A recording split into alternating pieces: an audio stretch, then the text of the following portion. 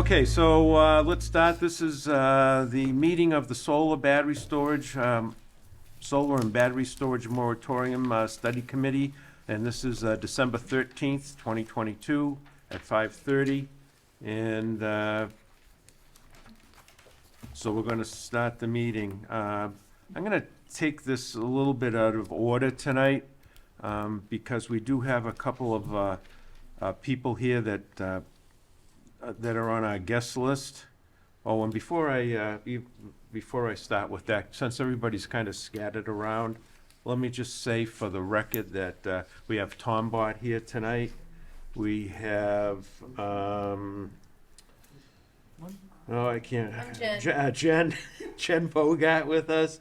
We have Francis Mello with us. We have John Gatsky. Bruce Mackey, we have Roger Shores, Steve Ward, and Savory Moore. And Connie Shea just stepped into the room. No, we just started. Sarah on Zoom. Okay, and okay, so Sarah Hewins is on Zoom with us tonight. And I'm having a lot of trouble hearing you guys. Oh yeah, we gotta, if we can shut that down, the fan. How about the microphone? I'm sorry, I couldn't even hear what was just said. I said, please shut the air conditioning fan off. You want the microphones? Oh, this will work, I guess. And let me see. Also tonight we have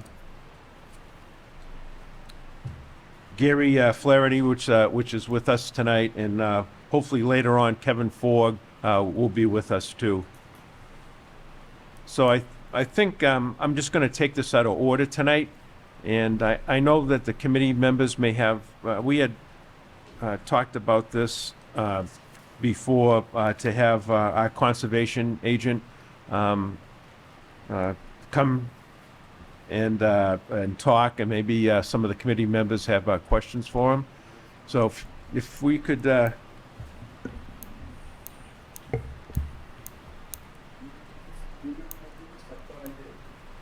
It usually takes a minute or so before it shuts down.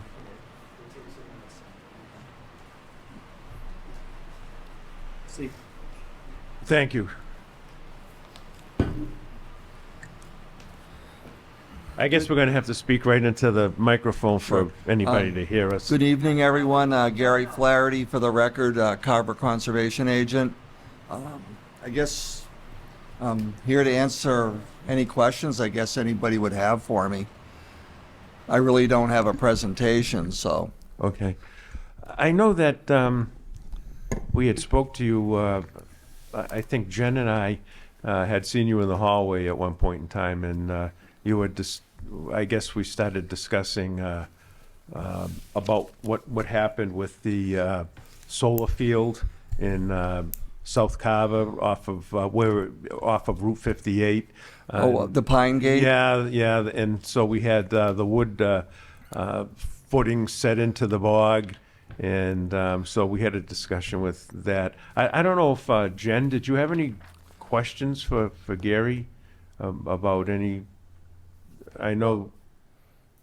No, well, I mean, if you can add in more, that's great. But again, the takeaway that I took from you, that for the committee's sake, I had asked him what he knew about, like, what is definitely safe to put in the ground. And I forget, you had said cedar poles would be safe to be put in the ground. And then what kind of steel?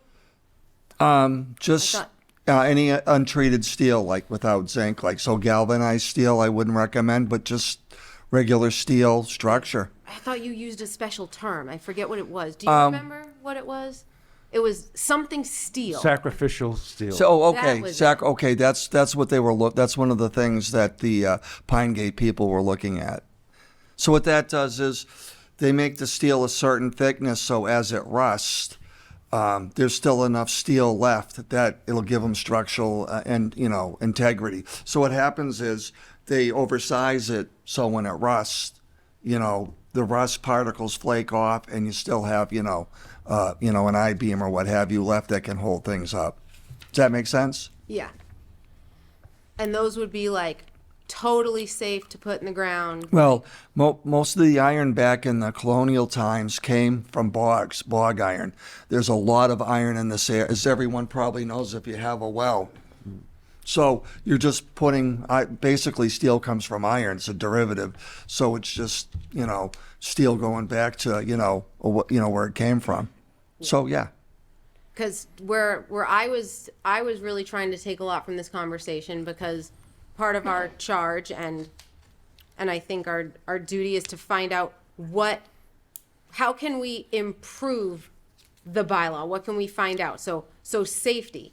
What can we learn that we know is safe? So I was really finding it valuable to learn from you about what is safe. So Right. what could we put in our bylaw to ensure that materials being used are safe? We talked about that at one of our first meetings when Tom, you had made that big list of concerns. One of them was safe materials to be used, and someone had mentioned maybe the specific panels, the composition, but we didn't talk about that. Right. But we just talked about the stuff going in the ground. Right. But I was really encouraged to hear that he knew of 2 options of things that could go in the ground to be used as mounts that would be safe. So I would encourage us, as we are formulating a bylaw proposal, to kind of go off of that, maybe look more into the information behind it. I remember what Attorney Corbo said in the beginning, try to have studies and stuff to back you up, or information. But he also said, too, a takeaway is you don't have to wait for something to go wrong to act on it. So knowing that that's safe, and knowing that we had kind of a controversy with something that is not known to be as safe as his options, I would love to see us include those in a bylaw. So I found that very valuable. You have to remember, too, in the whole net area of, a bog, in a situation like Pine Gate, the square footage compared to the overall square footage, it's really small. What's the steel going in the ground also? It's not like a lot. It's pretty small. So keep that in mind, too, when you're thinking about your bylaw. Yeah. But if I can think of something safe, I want to do the safe part. If we have a specific safe option, why not use it? Absolutely. But doesn't conservation look at this as far as safety and what goes into the ground? I mean, more what the planning board does is dimensional control, offsets and height and zoning and things like that. As I was reading on this Department of Environmental Protection handouts, what we received by email and which was handed out to us tonight, one was on talking about the care of the cranberry bogs and what the Conservation Commission looks at as far as these solar projects. So, and, I always thought that it was up to conservation to make the determination of what was safe out there as far as, what's going to be put into the soil. Well, what the commissioners would normally do in that situation is they would have the applicant or the applicant's representative, come up with data or, a scenario to prove to them that that's the case. Mm-hmm. Bruce, may I say something? Yes, go ahead, Sarah. Can you guys hear me okay? Yes, we can hear you fine. Okay. So, under 3580.30, safety and environmental standards, there is a whole section there, 3580.30, where something like Jen's request could go in, just so it's covered from both sides. I mean, there's land clearing, soil erosion, habitat control, vegetation, channel maintenance, emergency services. Would there be, I don't see why there would be a problem with inserting a subsection. Yeah, because I feel like in Sure. the I feel like in the If that science. had been done in the first place, we could have avoided that whole map. Because I think in the signs bylaw, doesn't it specify materials to be used on signs too? So No, it just talks no. about the colors of paint. paint and so on. Yes, yeah, it's just the colors of the Okay. paint and how many types of paint, colors Yeah. of paint you can have on a sign. And it's nothing with materials. That's generally left up to the building inspector. I think the less people that But have, it does address herbicides and things like that, so, I mean, I don't see why it would hurt to put something in there about the type of materials. This would be the section that it could go. Yeah, yeah. I mean, I suppose during the hearing, the planning board could discuss that. I mean, the whole reason, and I guess I can explain this to the public here, is the whole reason we're having this discussion, and the reason that Jen and I talked to Gary when we saw him before was because of a project off of Route 58 in South Carver. But there was a couple of reasons why this happened, and it shouldn't have happened, but it did happen. And the first thing was, and I think it's been addressed, but the first thing that happened is that there was a solar company that permitted the project, and then a second company came in and did the installation. And they bought it, and then they did the installation. They should have come to the planning board if they were going to make any changes to the plan, but they didn't. And the reason was, at the time, we had COVID, and we had a part-time building inspector, and there were mistakes made. And so some of the supports that were supposed to have been metal or aluminum, which were approved by conservation and by the planning board, were changed to wood. And the wood did have some chemicals in it to prevent the wood from rotting, similar to the type of wood that we use for our decks and that everybody uses at their homes. But people were concerned that this was going into the cranberry bogs. So it shouldn't have happened. It just came at a bad time. And since then, we have a full-time building inspector. Since then, I generally, when I was on the planning board, we wrote into the decision that a second company has to come before the planning board, introduce themselves, and so that we can talk to them and make sure that they're going to follow all of the decision of the project. And so that was what happened there. And so since then, the wooden poles have been removed, and I guess these sacrificial metal posts have been put in, just a few, just do their test. That's correct. Testing. Yes. Yeah. Yep. And those have been removed also now.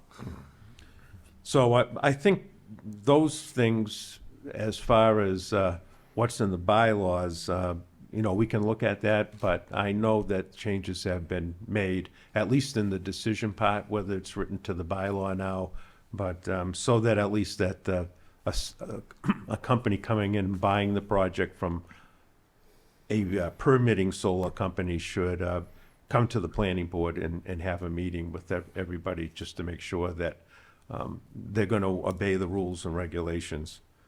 And it does say that in 3580.44. It addresses it exactly that, sale or transfer of solar project. Right. So there was a lot of mistakes there made, and it shouldn't have happened, but it did. And so it had to be corrected. The project was stopped, and it took a long time to correct it, but it has been changed. Well, I think we can take something away from that. Something unfortunate happened, and Sure. because that happened, Sure. now we know to include this language Yes. in there. We didn't know Yeah. before. Right. So try to, glass half full type thing. Something bad Right. happened, but let's learn from it. Right. and even if we don't specify specific materials to be used, maybe that could go into the bylaw, that the materials to be used for, that will be put in for support is to be discussed and outlined with the planning board. Right. Because it, you know, as opposed to, well, this got overlooked, that got overlooked. Right. Make it in order of conditions with a specific project, and then as materials change down the road. Right. But I still would think that the bylaw would address it in some manner. Okay. Yeah, I think that's a good idea, because as Gary explained, we never knew about these new type of wood poles that were going in. And so things are changing every year, the new types of materials. So I don't think you want to just say exclusively we're only going to allow this. I think it has to come before the board. It's going to be reviewed by conservation, and it's going to be reviewed by the planning board. And generally when that happens, especially when it comes to the planning board, we have the town's engineers that review this, and we also have engineers and scientists that come to the meetings that we can ask questions to. So, I mean, that's the way it's always been, but it's a changing field. I mean, everything is. So I think you have to allow anybody coming before, say, the planning board, you have to allow them to explain their project and tell them why they're using certain materials. I just want to add that the materials that Gary mentioned, the cedar and the steel, are specific to wetlands. Correct. That in a wet environment like a bog. If there are solar arrays going up that are outside of conservation's jurisdiction, there are different soil conditions. There may be different materials that can or should be used for the stanchions, for the supports. So going along with what was said before, I don't think that we should, just say these are the two you can use, because every project is going to be different. I think we should put in that the safety of them needs to be proven safe for that environment. On that note, do you know other materials that would be safe for non-wetland applications? Because maybe those two materials would go in the dual use part of the bylaw. That would or in be- a wetland application. That would be a case-by-case basis depending on exact soil conditions. Galvanized steel might even work, or aluminum. That would have to be presented with the application Okay. and looked at case by case. So then maybe we could at least specify the wetland one, because we know, it's getting down there, groundwater, aquifer, all those, those keywords that we hear. But if we know those are safe for that area, that's great. And then maybe the other one, if there are options like you're saying and we don't know, then case by case. But if we know, For instance, you also have, it's right adjacent to wetland areas. Someone putting solar in right now in town, it's the Makepeace, one of the Makepeace projects. They purchased utility poles from Central America because they're rot-proof, because they couldn't get anything local, and there's no chemical involved with them. So there are a lot of, things they can, pursue out there. But we've got an in-town expert who we would consult telling us there are safe options. I don't know why we would not include them. Right, but again, what Bruce also said is that there's new technology being developed. I wouldn't be surprised at some point if the stanchions are manufactured, like with a rosin type situation, like a mast on a sailboat, something like that, which is all totally carbon fiber with layers of epoxy, which will last for 100 years and has no residual effects. So I'm sure there are people out there working on that. So I think that, I'm not against putting something in there about the safety of what goes in the ground, but I think we can't pigeonhole people to not being able to use newer technology if they can prove it's safe. Okay. yeah. And I just want to say, I think it's a good idea to put something in the bylaw, just so that we remember it and it doesn't slip by again. But it is reviewed by the planning board. It is reviewed by the Conservation Commission. And it's also filed with the state, and the state reviews all this too. So there's a lot of layers of review for these things. So And the only reason we had those wood poles put in with the preservatives was, like I say, that it slipped by everybody, and it wasn't reviewed properly. So hopefully that will never happen again.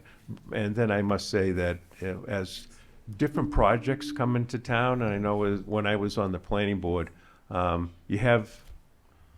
there's a lot of projects that come to town that are similar, and the first project is like a beginner's project. You go by the bylaws, you look at it, and then things happen, and there may be some oversights, things we didn't consider, so you'll learn from every project, and as other projects that come in are similar, then you improve on that. And you can, but one is by, doing the bylaws.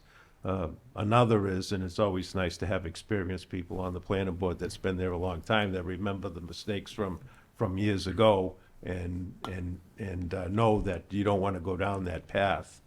But, so there are different layers of review, so it isn't just up to one board to look at these things. Any other questions for Gary?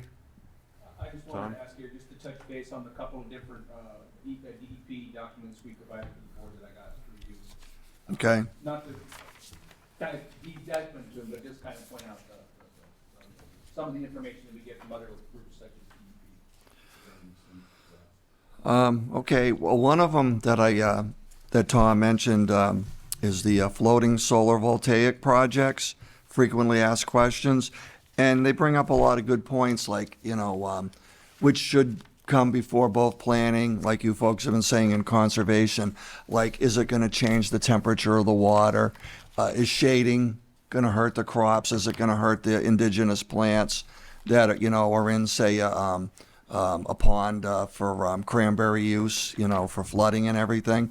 So, that brought up some good points. And the other one, guidance on agricultural and solar energy under the Wetlands Protection Act and the Solar Massachusetts Renewable Target. Of course, they got to give it an acronym called SMART. Same thing. They give you a little bit of guidance and places to go to for the same type of things. How's it going to alter the natural environment? And when does it become a point in the natural environment that it's bad, et cetera? So that would be things that we would have our, engineer and consulting scientist, if we did bring them in, to ask. So I have a quick Go ahead, question John. on that. So do you have any idea how many man-made ponds we have here in town? Off the top of my head, no. Quite a few, but I don't know. Okay. There was one other question that was brought up that we discussed, that it was either at the last meeting or the meeting before that, and that was about spraying chemicals underneath the solar panels. And we had a discussion about that, and some of the cranberry bog growers had something to say about that. I felt that there were chemicals that were sprayed on the cranberry bogs anyway, just to keep the weeds down. But if you could maybe explain that? Well, it talks in the bylaw about herbicide controlling the weeds underneath the solar panels. And I think it would be best for us to say that all these regulations are subject to the laws of Massachusetts. We have a very good pesticide board. I just happen to be on that board, made up of mostly public health people. And they do a very good job regulating that. The Pesticide Bureau does a very good job monitoring it, enforcing it. So I think probably that's our best course of action to talk about chemicals. Now, there was a discussion about whether the Board of Health should be involved with this or not, and I forget how the bylaw read. Is the Board of Health in this now or not to review?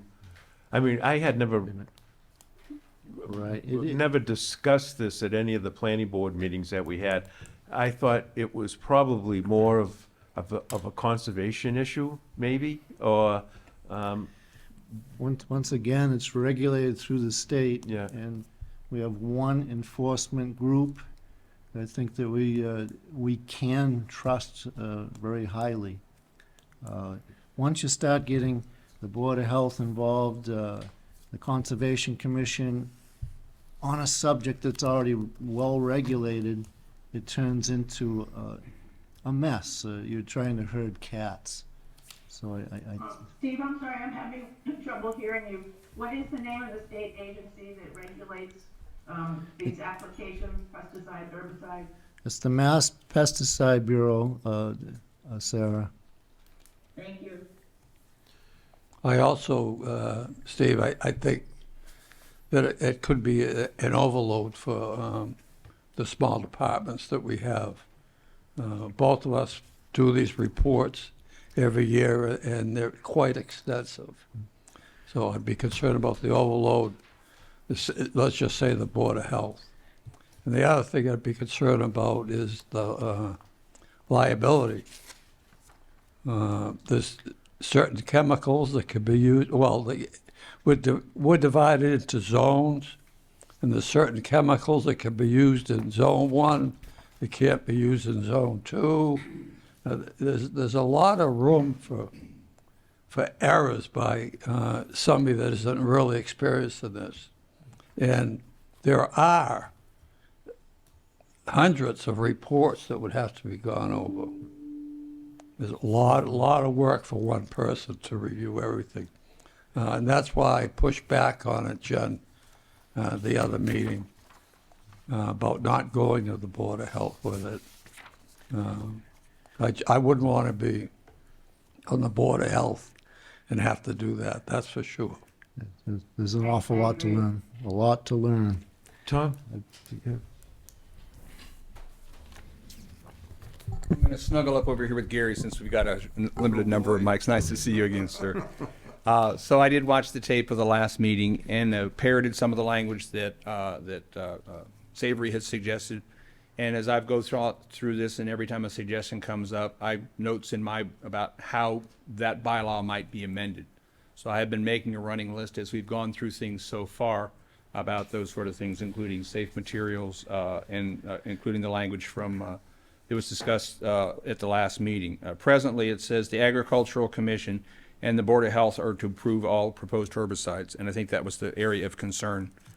And we looked at, I essentially parroted Savory's language, although I didn't hit the print key for a copy of it. But we will have Kevin Forge with us from the Board of Health later on tonight to sort of talk about the Board of Health's role and how they deal with those sort of things, just to bring to the group what those areas that they deal with and what they're qualified to deal with and what they're responsible to deal with, just so we're moving forward all in sort of in the same row there. Thank you, Tom. If I could just ask the question to you, Cranberry Growers here. You use herbicides, or herbicides are used on cranberry bogs They are, yes, Bruce. today. Yeah. And so would those herbicides be any different than what you would spray under, or what you would use under a solar field? Would it be the same type of application? It would probably be something similar to glyphosate. Okay.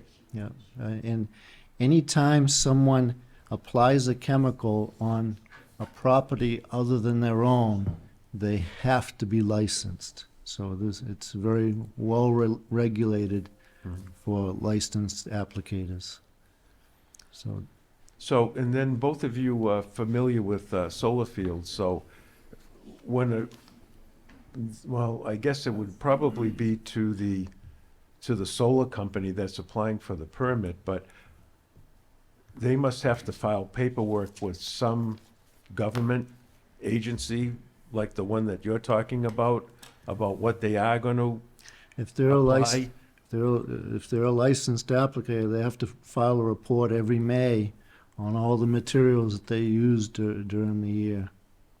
Yes. For wherever they work, or with the cranberry grower himself is the licensed applicator, or do you hire somebody? No, if there's a solar company, they would probably hire someone to come in and use the herbicide, but I have to tell you, I haven't seen any of the solar companies use herbicide. They come in, they mow, and they weed whack around everything. I haven't, have you seen anything out there, Mr. Ward? The company that does ours, they just mowed and weed whacked around the poles and the fence.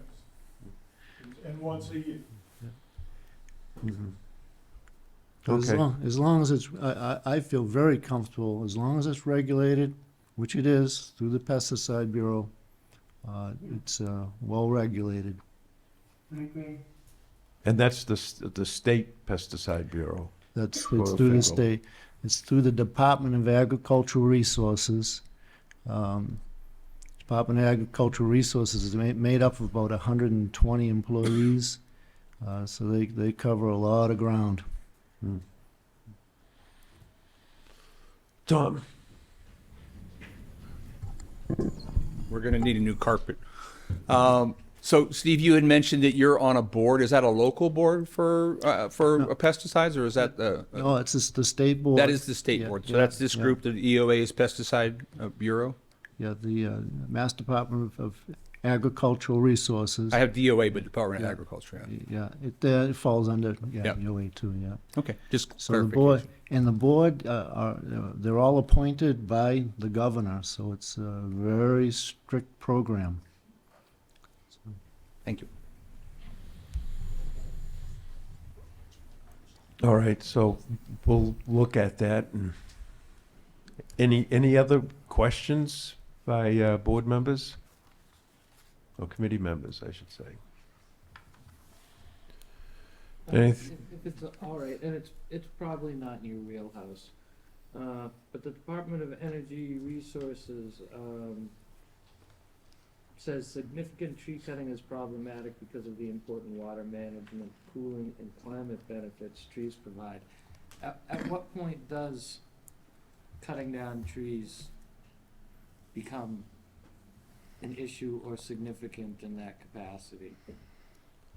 Just a rough number, like 50%? Well, usually a rough rule of thumb, and this would be upland now, this would be out of conservation's jurisdiction, because I just deal with the WPA, but 50%. It would be case by case, though. Right. Thank you. Mm-hmm. All right, and any other questions for Gary? All right, well, thank you for meeting with us tonight, and sharing your knowledge with us. So I hope it helped. It does. Every little bit helps. All right. Well, you folks have a good evening now, all Okay, right? thank you. Thank you. Thank you, Gary. All right. Okay, we'll go back to the top of the agenda, which is the review of the current solar bylaw and potential changes. And I think, Tom, yep. Sure.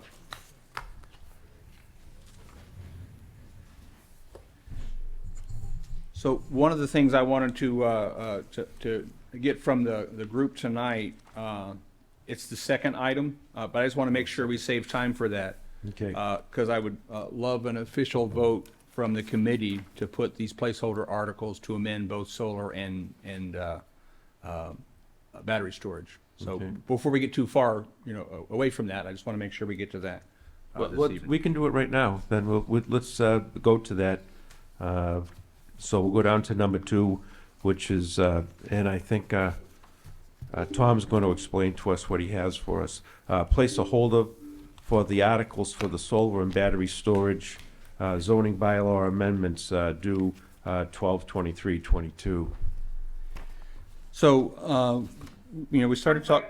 What are we, I couldn't. I Yeah, couldn't remember. I'm sorry, Sarah, we kind of skipped around because we're tight for time, but we're going to go to number 2, and Tom Bott's going to explain to us the placeholder articles for the solar and battery storage zoning bylaw amendments. Okay, great, thank you. Okay? Alrighty, so as you see on the bottom of your agenda, the selectmen have voted to close the warrant December 23rd, 2022. And so what I'm proposing is to put 2 placeholder articles on the warrant at this point as the committee continues to work and look at the bylaw. I anticipate that we would meet both twice in January and February, both just going through the bylaw with hammer and tongues to look at what are those things we might want to consider changing, with 2 caveats. Is that this committee may make a recommendation, but that recommendation we would suggest we send to town council for their review. Because as we talked about a few times, we're working in a very narrow lane here from the Attorney General and the state. You know, the state has sort of put their thumb on the scale for solar and said, you know, there are some things that we're not going to permit. So we want to make sure that the changes that we're looking at will pass muster with the Attorney General, because it'd be a shame to bring things to town meeting and have them just evaporate. Secondly, any zoning bylaw goes to the planning board for a hearing. So that proposed bylaw, those changes that we might suggest and town council may look at, they would go to the planning board for those hearings, and those would likely be in February or March in anticipation of town meeting to get to those as well. So I have been putting together, as we go through these things, notes about what we might look to change with that lens on that narrow lane that we're traveling in. So with that in mind, the 2 articles that I had suggested, you know, fairly simple. They're placeholder articles to see if the town will vote to amend the Carver zoning bylaw, section 3580, large-scale ground-mounted solar voltaics to reflect the work of the Solar Battery Storage Moratorium Committee, as shown in a document entitled, surprisingly enough, Proposed Changes to 3580, large-scale ground-mounted solar installation proposed by the Battery Storage Committee. A simple placeholder article that gives us the opportunity to work through January and February, and hopefully on a night where we have some time, where we maybe get off the schedule that we're on right now. We're meeting the same night as the planning board, so I've got some time to spend, you know, more time with these sort of things. The second is to amend section 2230 use regulations regarding battery storage, amend article VI definitions, and amend the Carver zoning map to identify areas for such use. Because right now, all that's in the bylaw about battery storage is one line in the use table, and it is awfully written. It basically says this use is eligible, is a special permit use by the planning board, and it's a use by right in all these districts. It really should be one or the other, and we should look at what districts we want to put these things in. So in doing the research and getting to, and sort of pulling back so the archaeology that comes when you've been in a town for a while, I came across a 2018 email from town council to Michael Malinowski. And at that time, town council advised amend the bylaw to add a definition of energy storage facility, and amend the bylaw to add energy storage facility to a use table and specify the districts in which it'll be allowed, whether by right or by special permit. So that was town council's instructions in 2018, and apparently we didn't do a very good job following, because we got what we got right now.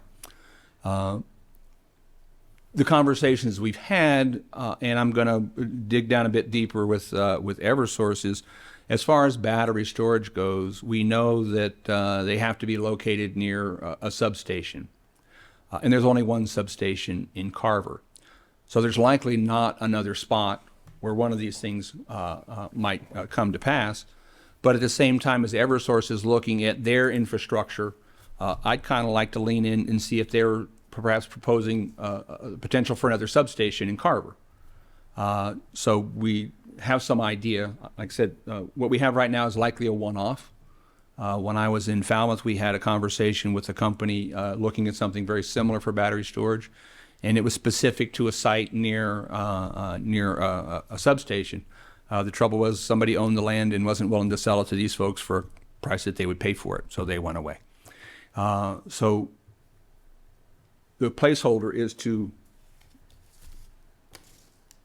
amend the use table to decide specifically what districts this should be in. Decide if it's a special permit, and I would certainly lean into special permit versus a use by right. Define both what battery storage is and an energy storage facility, because there are two things.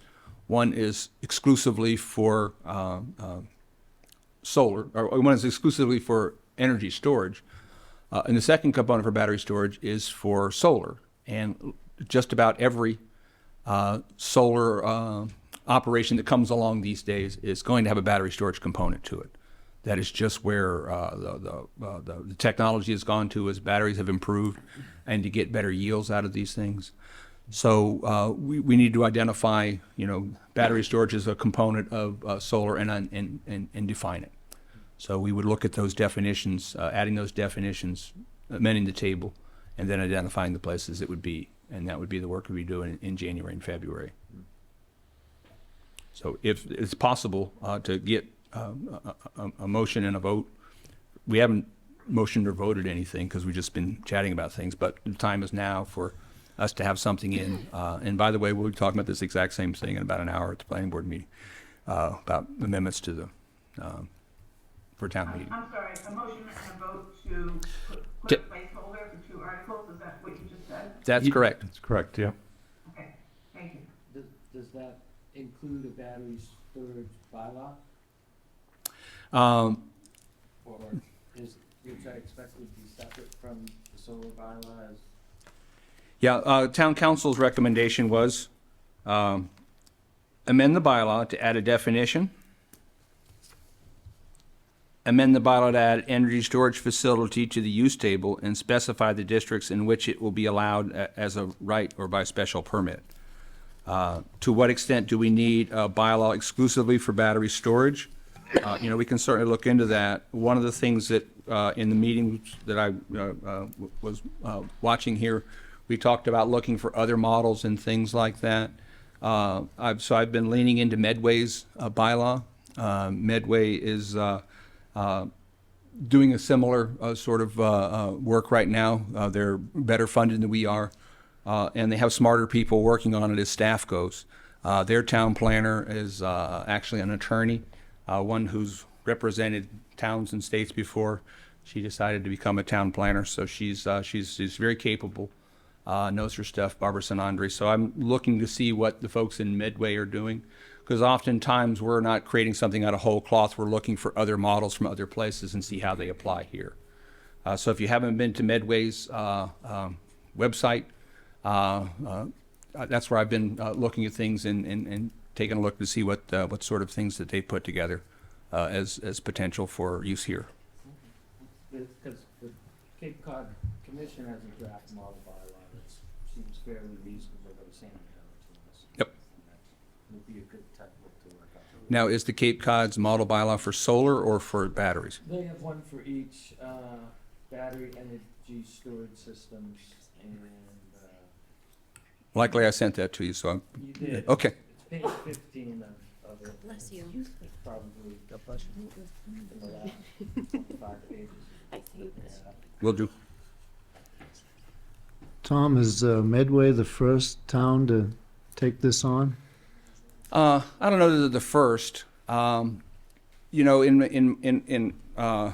my day job and having been here in Massachusetts as long as I have, I know there's some towns where I don't go looking for models. Cambridge and Nantucket being two of them, because those two places really aren't generalizable to the rest of Earth, Massachusetts included.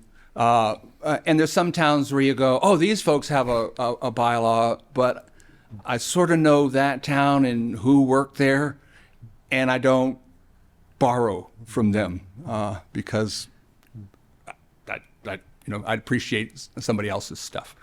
So places like Medway, Northampton, folks like this who are very capable planners and very capable operations to look at these things, so we can benefit from that work in what we want to put together. I can't hear anything anyone's saying.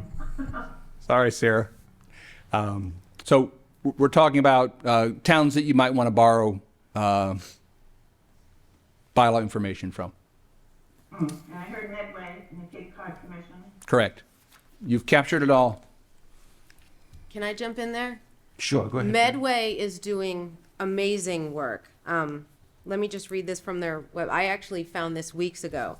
In May of 2021, their town meeting voted to direct the Planning and Economic Development Board to conduct and review and study the battery energy storage systems and to engage the services of consultants and other experts as may be necessary to provide information on all aspects of the operation, safety, security, and technology of such systems, including the economic impact of a BESS facility if located in the town of Medway. So they're doing like the stuff that I kind of hoped, and I think town meeting kind of hoped that we would be doing. And then in November of 2021, their town meeting actually voted and passed a moratorium on battery energy storage facilities. So I'm not sure why theirs got approved and ours didn't, but they have one that's good until June of 2023. And then on their website too, I was looking, I'd love to send you guys the links. It's amazing what they're doing there. They are like taking this seriously. The consultant that they hired, the company is, I forget what the company's name is called, but they have prepared some, ARUP is their consultant. They have prepared some amazing presentations for the town. And in one of their reports, they use Carver as an example. So we're being used as an example to other towns of what's happening. And we don't have anything to go on, you know, we don't have a bylaw or anything. We just have a project with nothing behind it. So they're using like our project and lack of bylaw to form their bylaw. So Medway's doing awesome stuff. But I imagine they were funded money through town meeting to hire somebody to study this, so, which we don't have that power right now. Well, we don't have money behind us, but, Right. But if you read the reports, like there's information out there that we don't have. Yep. Like that I mean, if we can't hire a consultant, there's stuff out there that we can learn and do and form a bylaw from. So if we're voting for those placeholders, I would love to see us have a third placeholder on the creation of a new bylaw that addresses battery storage, because the information's out there. why couldn't we use the information from the Medway study? I agree. They're doing huge stuff. Amherst has a similar thing going on. They're studying solar and battery at the same time, but they have another committee that is deep into it too, and their meetings are very fascinating. So there are other towns getting real deep into this. So we can go deep. So I'd love a third placeholder to do like what Connie said, a standalone bylaw. Fine with me. Should there be an overlay map for large-scale battery storage systems, recommendations in regards to siting? Yeah, I think that in addition to districts and looking at is there potential for an overlay. And the trouble that we have with mapping is we have crappy mapping. But with our friends from Serpide and me, I think we can do that. And one of those things is looking at is there potential for an overlay district. We have, just as an example, we have solar allowed in multiple districts, but there's also a solar overlay district on the landfills, which is an early creation by the town. So we're looking at those areas. And like I said, as far as battery storage, you likely wouldn't put a battery storage facility somewhere that wasn't an area, an overlay, that was, 100 miles from the power lines. I was thinking industrial and commercial because they have the higher capacity lines already running to those particular. That's what makes sense, absolutely. So adding a third placeholder for battery storage is fine with me. I was following town council's advice. But to Jen's point, Medway's one of those people who do good stuff. I know the folks who are doing it, and we're likely to be the beneficiary of their taxpayers and the work that they're doing. Is there a time for a conclusion of the study? I haven't clicked on all the links. I just brought a couple pages from their website. So they had a year's moratorium. Correct. So somehow they must have, Jen was asking why our moratorium didn't pass muster with the Attorney General where theirs did. Because we And didn't give enough, it said it, we we didn't didn't give good enough reasons. Right, you have to show public health, safety, welfare. And I mean, I thought problems. that was something that was covered pretty well in the meeting itself, that, why it was necessary, to do this kind of thing, and, But it it just wasn't written into the Exactly. article to, So that's why. Yeah, I can tell you that town council had numerous letters back and forth with the Attorney General about the moratorium and why, and trying to support that, and they've gone back and forth 3 or 4 times on that. And then finally, in month 8, the AG said, never mind. So we've had the benefit of an 8-month moratorium. And the way town meeting works is when you pass a zoning bylaw, it's effective the date of town meeting. So as of town meeting's vote, we had a moratorium in place. If the AG approves it, then you get the full blush of that. But we essentially had an 8-month moratorium. And one of the reasons that we have been doing what we've been doing and talking about this and bringing folks in to explain things is that if you do want to make changes, you just can't say we met one night and we marked up the bylaw. You have to show that you've had some sort of process in place to look at these things and discuss these things. And that's why we've had this process here. So we can make a case to the Attorney General with whatever changes we make to the bylaw. This wasn't just a shot in the dark. We've had meetings about it, discussions about it, and it is as robust as the town can afford to get to this point. So I'm comfortable with the changes that we make, that we've got a good story to tell with it. But keep in mind, there is that narrow lane for solar. I don't know what the lane is for batteries, energy storage. I think if you took a solar bylaw and said no batteries, then the AG would throw that out. But if you said no, we really don't want energy storage in our town at all, there's a possibility the AG could say, well, we don't have our thumb on the scale for battery storage. It creates a problem for the existing project because they would become a non-conforming use. But that's the whatever the will of town meeting is. But following town council's directions, identify it, define it, get a place for it.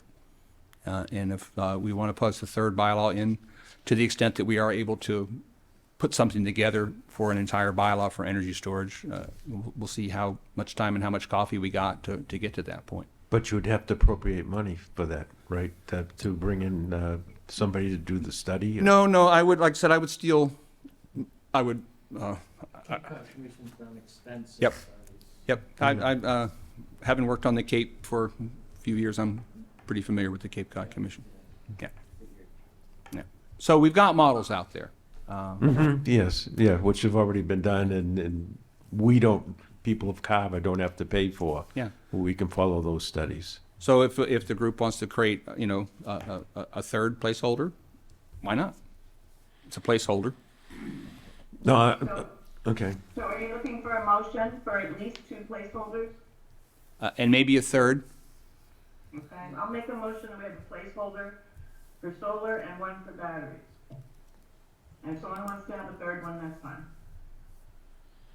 That could be inclusive, like the solar, the overlay map could be inclusive. I can't hear you. Sorry, Gotta use it. my question was, the overlay map for battery storage, say, could be inclusive under the battery storage bylaw? Yes. I Yes, would, okay, yeah. I mean, that's how it went with the solar bylaw when it was first developed. And the transfer of development rights. Mm-hmm. That took a little while. I'm glad to second that. Yeah, so what are we voting on? We're voting on a placeholder for the solar, we're voting on a placeholder for the battery storage, and what is this third one? How do we word this? What are we looking for on this third one? That would be something to the effect to see if town meeting will vote to amend the Carver bylaw to create a new battery energy storage bylaw. Sorry, That would be to see if the town will vote to amend the Carver zoning bylaw by adding a new section regarding energy storage facilities. Okay, okay, so that's the three. Okay. We have a motion from Sarah for two For of them. two. Okay, but those were two of the solar and. Placeholder for solar and battery storage, the definition, amending the use schedule, amending the definitions, and amending the map, but it didn't include creating a battery storage bylaw. Now, we can just amend that article to include that. Yeah. You got a motion, you got a second. Is that okay with the mover and the seconder? Well, No, can we get a little bit more, start from the top and, and see exactly what the motion is for? Let's do them one at a time. Okay, Yeah. Sarah, could you repeat your motion? I make a motion that we have a placeholder for solar bylaw article, for solar bylaw article, and a placeholder for battery storage bylaw article. I kind of like Savory's idea of doing it one at a time. Yeah, I think we should do it and define exactly what I each like- article is. yeah. Solar I- article for solar Yeah, bylaw. 'cause your third one, I don't know how that differs from the second. Yeah. Okay. So, Right. So, to see if the town will vote to amend the Carver zoning bylaw, section 3580, large-scale ground-mounted solar PV installation to reflect the work of the Solar Battery Storage Moratorium Committee, is shown in a document entitled Proposed Changes to 3580 Large-Scale Ground-Mounted Solar Photovoltaic Installations Proposed by the Battery Storage Moratorium Committee. As our first placeholder. Fixed solar is what it says. Okay, so let's, so do I hear a motion? I will make a motion to put a placeholder, or to submit a placeholder to the select board for what Tom just said. Okay, okay, Genius. as stated. Do I hear a second? I'll second that. Okay. Now, my question in regards to this is specifically fixed, so that would, the rotating solars would be, or the ones that follow the The trackers. parabola of the sun are not covered under that, or yes? I'm sorry, you'll have to repeat that. I'm asking if the solar arrays that follow the path of the sun would fall under that, or if it's specific to fixed solar arrays. Well, I think if the committee decides we should have something in there for those traveling arrays, then we plug it in there. Yeah, I think that'll fit under this. Yeah, that's like I said, Fixed to the ground is. bring coffee for January and February, and we'll be hammer and tongue in this thing. well, the bylaw as it written now is says large scale, Yep. and that's your cutoff. Correct. It's how much power is generated. It doesn't indicate rotating or fixed. No. So, Fixed was in the motion. Isn't there a motion and a second on the floor? Well, I think I just said. Yes. That's to fix. I think I just said Right. fix the bylaw. Oh. Not Yeah. Sorry. Yeah. my editorializing. I'm with. Okay, so we have a motion and a second. Any further discussion?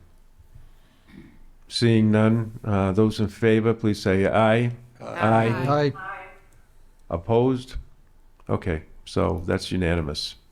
All right, so that second placeholder that I have written, amend section 2230 use regulation schedule regarding battery storage, amend article VI definitions, and amend the Carver zoning map to identify areas for such use. I make the motion, what Tom said.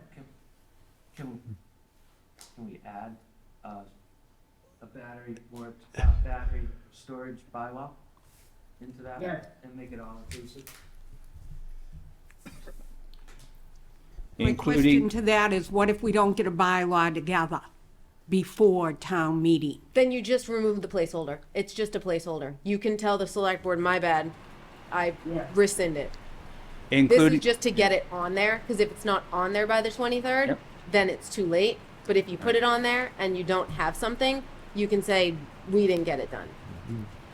so that motion amend 2230 use regulations regarding battery storage, amend Article 5 definitions, amend the Carver zoning map to identify uses for such use, and include a new section regarding energy storage facilities.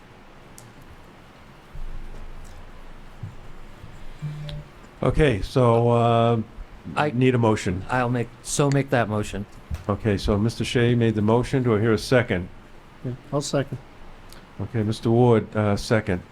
Any further discussion? I just want to ask a question about it. There are two distinct battery storage components. There is the standalone massive one, which is the one proposed up on Main Street, and there's also the battery storage that I believe is mandated to go with solar by That's right, state law. yeah. So I think that somehow, if we're going to do something with a bylaw regarding, David, could you speak up, please? I'm doing the best I can. Yeah, We you gotta have the speak fans on. right into the microphone. Okay. Just, Sarah, I was just saying that, there's a standalone energy storage facility which is proposed on Main Street, but there's also the energy storage that is associated with solar panels, which I believe is now mandated that over a certain megawatts that there must be solar storage on those adjacent to those solar panels. So I just want to make sure that whatever we're doing, we delineate what those. There are two paths there. One, we can do pretty much. We can do a lot more about standalones than we can about the ones adjacent to solar. So I just want to make sure that this whatever placeholder we're doing with this anything on solar, that we're aware that we have two different sets of rules that we've got to follow based on what the state has told us. Yeah, thank you, David. So I was going to bring the same thing up, Savory. We're pretty much saying we're looking at large and small scale battery storage. I think it's standalone and solar associated are the two things we're looking at. But we are talking about two. Yes, I we're was getting definitely talking about confused. two. Standalones would be something, as Tom said, that would be adjacent to power lines to pull the power off of the I lines and got store that. it there, but it would not be associated with an adjacent solar field. Then there's the battery storage that goes on a pad next to the solar field that pulls in just the power from those solar arrays and holds them, and which is going to be smaller than the one up on that they're proposing on. I wanted to say that, but you did it more eloquently. So Well, I just the- want to make sure that whatever we're doing, that we understand that placeholder is for two different types of battery storage, or do we want to do one of each? No, I think in the definitions, you have to define both battery storage and standalone energy storage. Okay, I th- There's three classifications currently for battery storage, I believe. okay. A small and medium, which are small is generally residential, medium is generally like the solar. I can't understand You- what you're talking. I believe typically there's three classifications for battery storage, residential, like commercial, like associated with solar projects, and then there's the large scale facilities. And that's something that we should also define in the bylaws, or at least agree with the standards that are out there. I'm sorry, if there's something that you want us to vote on, I really can't understand what you're saying. No, I think he was just explaining the different types of battery storage, which is the same that pretty much what Savory was speaking about. Oh, okay. Yeah. I could understand Savory, okay. Okay. All right, so any further discussion before we vote? Yeah, one other thing with regards to the battery storage, we can roll the solar adjacent in with the solar bylaw, can we not? I would think so, In yes. with 3580, Yeah. and then have it's as far as the standalone, it gets its own 3581 or whatever, Right, that's Whatever. probably a better way to do Yeah. it, actually, because it may be, I believe it's state mandated that they have That's to go together. yeah, that's my understanding. So it would Right. all come in as one project. Yeah, so this amendment. one overarching bylaw. So this second one that you proposed would really be for standalone only. That Yeah. yeah, that's what I would think. And add definitions to the definition section Yes. to make sure that these things Yeah. are defined. Okay. But we'll hash that out. As long as we have a placeholder. I mean, that's just what we're doing tonight, is just making a placeholder, whether we satisfy all those aspects, or they may transpose on another, like the solar. All right, All so right. you got a motion and a second. So we have a motion and a second, and any further discussion? Okay, seeing none, those in favor, please say aye. Aye. Opposed? Okay, so that was unanimous. We only have a, Something, Bruce, because I'm on Zoom. yes. Are we supposed to take a, Yeah, roll vote? I was just thinking of that. But you're the only one on Zoom though, but we can take a roll call vote, starting with Jen. Jen Bogart, aye. Fran Mello, aye. John Gasky, aye. Bruce Mackey, aye. Roger Shaw's aye. Steve Ward, aye. Savory Moore, aye. Cornelius Shea, aye. And Sarah, Are you and I? oh, okay, thank you, Sarah. Okay, And so, what about for the solar bylaw that we took just prior to that?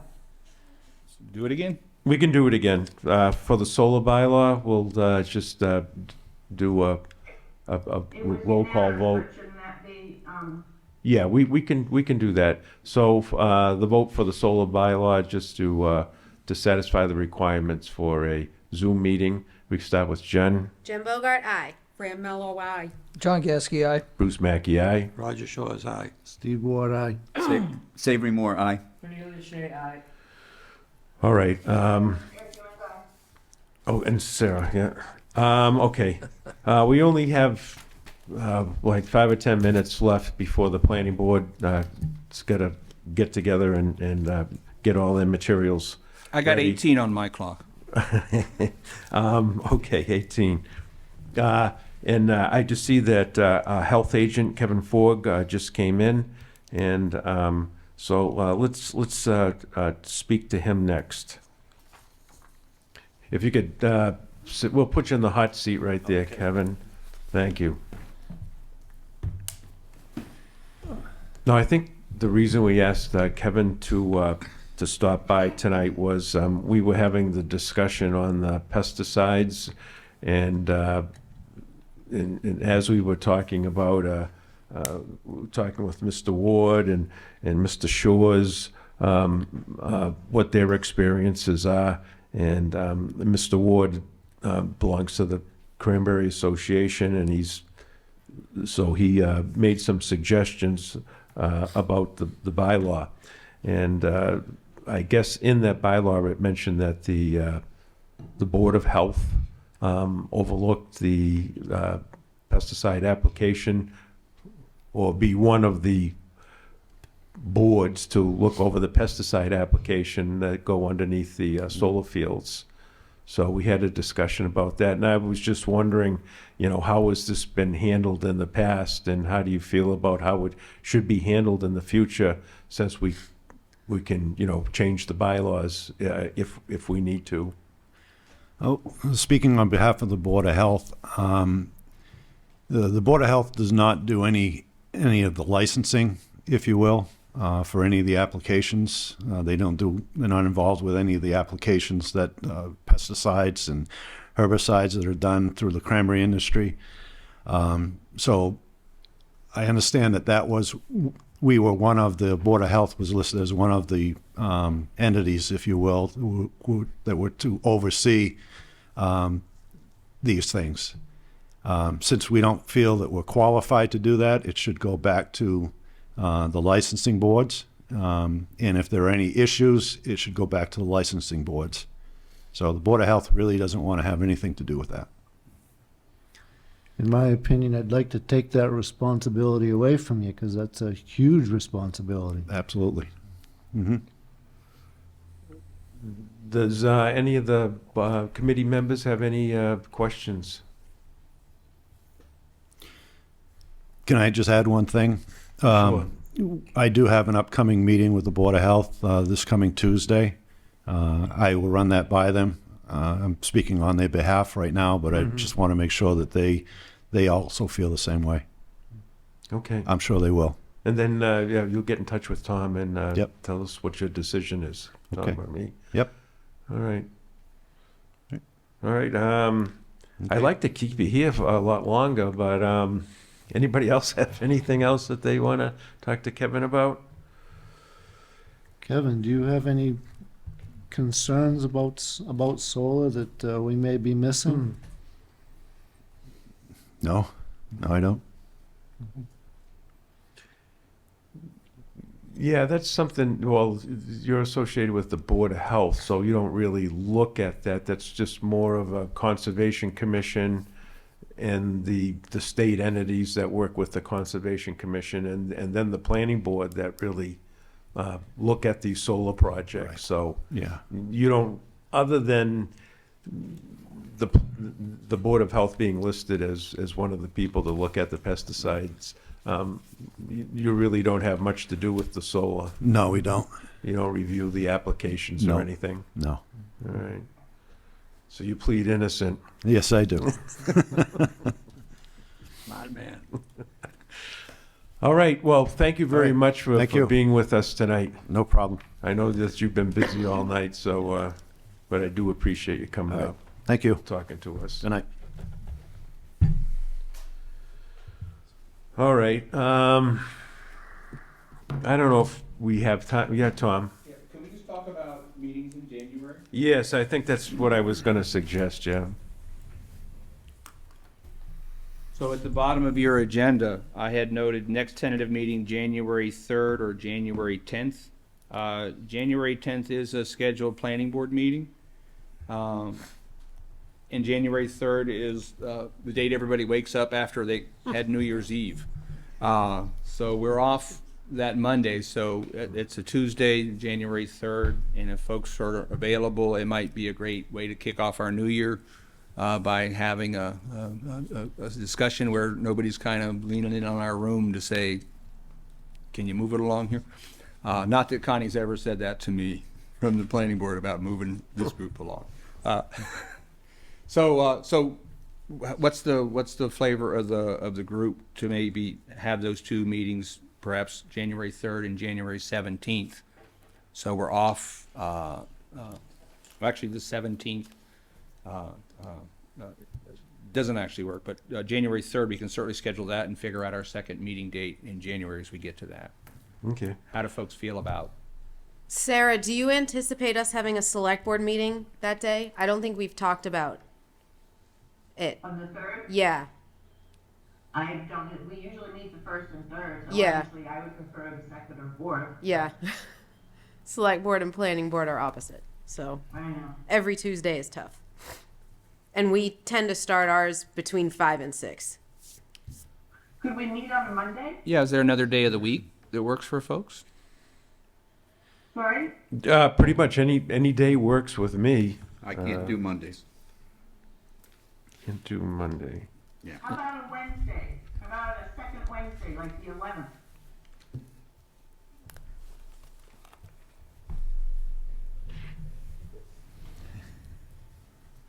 How about the 11th? Oh, okay, Tom's gonna check.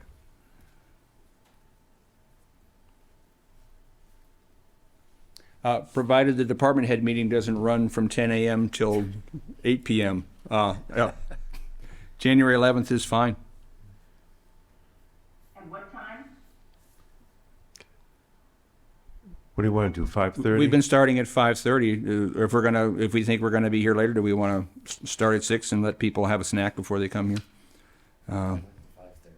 5:30? I like 5:30. 5:30 works with me. All right. Okay, so, January 11th at 5:30. All right. And we won't have any time constraints on that, Yeah, we'll secure a room. so we can have a longer meeting that way and, have more discussion. All right, and then we'll talk about when our next meeting will be after that. Okay, so, I'll entertain a motion for adjournment. So moved. Seconded? Okay. Mr. Moore made the motion, Mr. Shea, second. Those in favor? We'll Jen take a roll Bogart, call. aye. Fran Mello, aye. John Gasky, aye. Bruce Mackey, aye. Roger Shaw's aye. Steve Ward, aye. Savory Moore, aye. Cornelius Shea, aye. And Sarah? Okay. Okay, thank you, everyone, and to everybody out in the audience and everybody on the committee, have a happy Christmas. You too.